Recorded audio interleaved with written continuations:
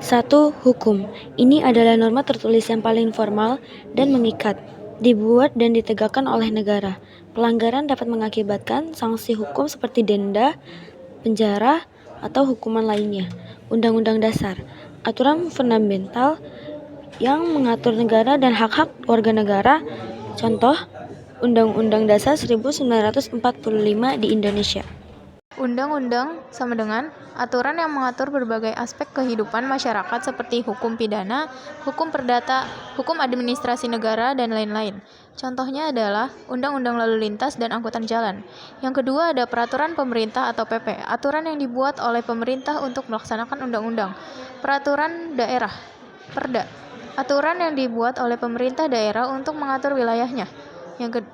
Ada peraturan menteri atau kepala lembaga, aturan yang dibuat oleh menteri atau kepala lembaga pemerintah untuk melaksanakan tugas dan fungsinya. 2. Peraturan lembaga atau organisasi, aturan yang dibuat oleh lembaga atau organisasi tertentu untuk mengatur anggota dan kegiatannya. Pelanggaran dapat mengakibatkan sanksi internal seperti teguran, pemecatan, atau dikeluarkan dari keanggotaan. Anggaran dasar atau anggaran rumah tangga, AD atau ART. Organisasi, aturan yang mengatur struktur, tujuan, dan tata cara organisasi. Kode etik profesi, aturan yang mengatur perilaku dan standar etika profesi tertentu, seperti dokter, pengacara, guru, dan lain-lain.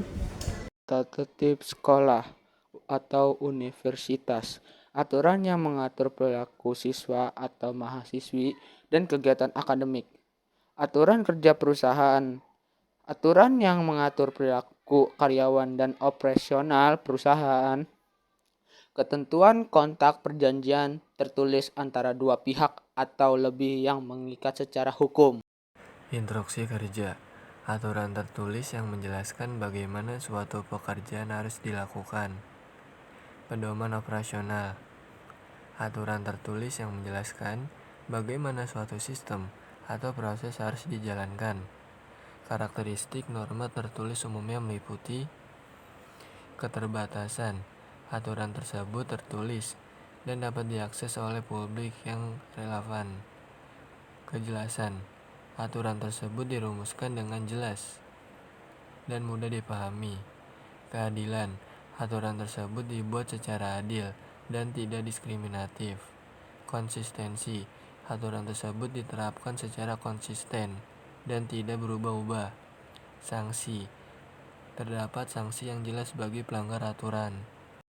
Etika kesopanan, contohnya menghormati orang tua, berterima kasih, menyapa orang yang lebih tua, tidak memotong pembicaraan orang lain, lingkungan sekitar, anti dengan tertib.